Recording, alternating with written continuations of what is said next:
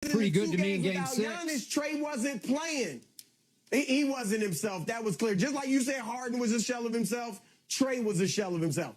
And then, even if what you said, which I'm not buying all that, but if let's just for sake of argument, if Giannis doesn't have the killer will or whatever, who on Milwaukee does? Chris Middleton's about to carry a team by himself to a championship? No. There's no way. Okay. Chris Middleton is not, he's a really nice player, and he's a star.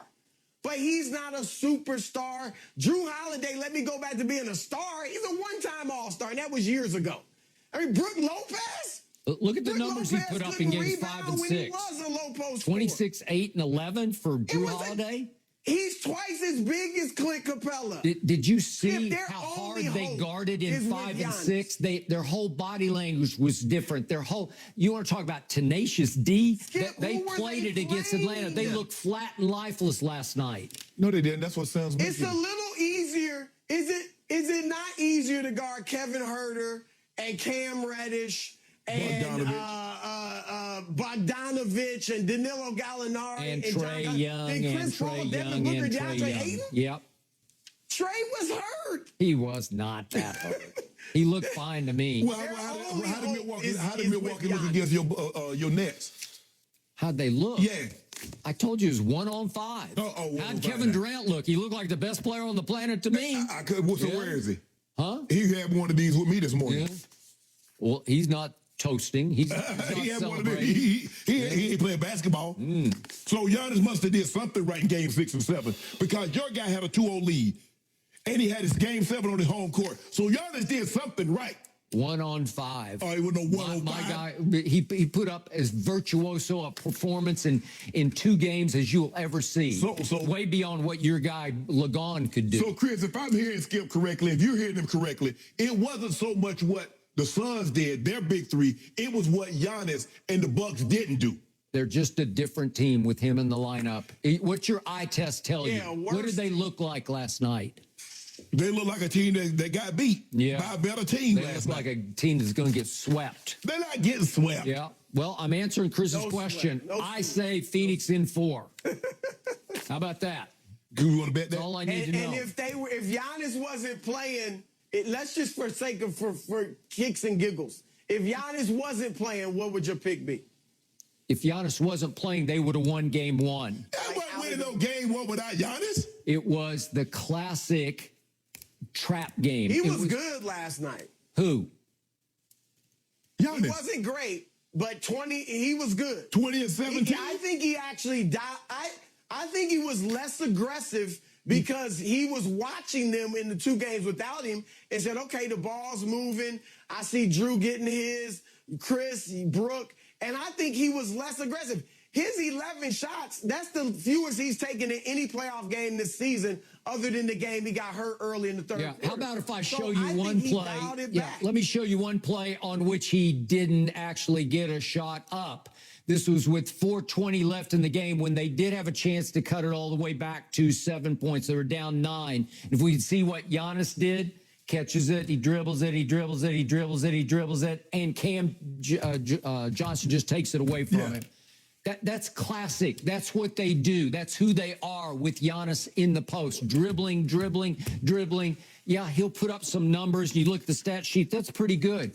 They're all empty calories. They don't translate. They're not contagious. Yeah, they didn't play well last night. It's one game. When have you known is this overreaction to Wednesday? They shot pretty well. They outshot the Suns from the 3-point line. You're always on them about they shoot 23. They do. Well, they shot 44%, but 16 to 36. Yeah, that's pretty good. That's very good. They still lost. They out-rebounded Phoenix by 4, and they still lost. Yes. Because there's something missing when Giannis is in the lineup. You know it, not you know. I've been all over this. I first guessed it. I will last guessed it. There we go. So if they lose, it's going to be because Giannis was in the lineup. You got it. Man, the man is a two-time MVP. Okay, do you know how many times we have talked about Giannis flameouts in the playoffs? We don't have enough show for me to go through all the flameouts. Do you remember what happened in the bubble, the first 3 games against Miami when everybody's ready to coronate Milwaukee? What happened? What were the numbers for Giannis? They were dramatically different than they were in the regular season. So if they didn't have Giannis, they would have beat the Bucks. They would have beat the Heat. No, I'm just saying once they get to big playoff games, they play better without him. That's the thing is that, look, even if you want to rip Giannis because he hadn't performed well in the playoffs at times, this Bucks team is not that good without him. That's the problem. Like, they don't have a shot without him. If he were to win this championship, guess what he'd be doing in the super team era? Winning it without a super team. Winning it without a second superstar, that would be huge. This team without him is not that good. They have no shot at beating Phoenix without him. Yet they have 3 other players who have made all-star teams, correct? Yeah, true. Brooke years ago, Drew years ago, Middleton now he's made a few because the Bucks record is usually. Yeah, when last time Lopez they made one this decade. Brooke Lopez blocked 4 shots a game in the last 2 games against Atlanta. He looked like Brooklyn Brook. Skip, stop. He's 7'1" and weighs 300 pounds. Brooke was getting like 6 rebounds a game, 7 rebounds a game. He scored. He could score, but he couldn't rebound. This man is pinning his hopes on Brooke Lopez. He says Brooke Lopez. He's talking about Brooke Lopez. I'm saying he can guard DeAndre Ayton way better than Giannis can. He can. Just a year ago, he made 2nd team all defense and was 2nd in block shots in the NBA. Yes, he can guard him better. Giannis is way overrated as a defender. He's too light in the back end. Well, your guy too slow. Skip, it's not about being behind the guy as he posts up and muscling him and all that. Yes, That's not what happens anymore. Ayton is moving. Ayton is catching lobs when Brooke or Giannis or whoever the big is comes to stop Chris Paul. So Brooke can't do anything with that.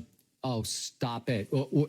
Every time I looked up against the Clippers, Ayton was making some move on Big Zoo, going to the baseline, shooting jump shots. Stop it. He gonna do that on everybody. Yeah, well, Brooke Lopez would say, no, you can't do it. He's a shot blocker. He's a rim protector. Genuine. Yeah, he blocked a little 6 foot. He ain't blocking no Ayton shot. Well, he wouldn't have gotten whatever he got last night on Brooke Lopez. He got me a martini. Yeah. That's what you want. This all is about is about a martini. Oh, yeah. He lost the bet. He's going to lose some more, too. I'm up 35 cases, and that's just this year, this calendar year. For 5 straight years, I've won like 30 cases a year from you, and you're over there gloating? I am. Where's your gloat mask today? That's right. LeGon is gone. That's all right. Chris, we're going to finish our martinis back here. We appreciate you joining us. The finals, I know, just got started, but going to be very interesting. We'll check in with you soon. And a new study revealed something very interesting about LeBron. Let me explain that next.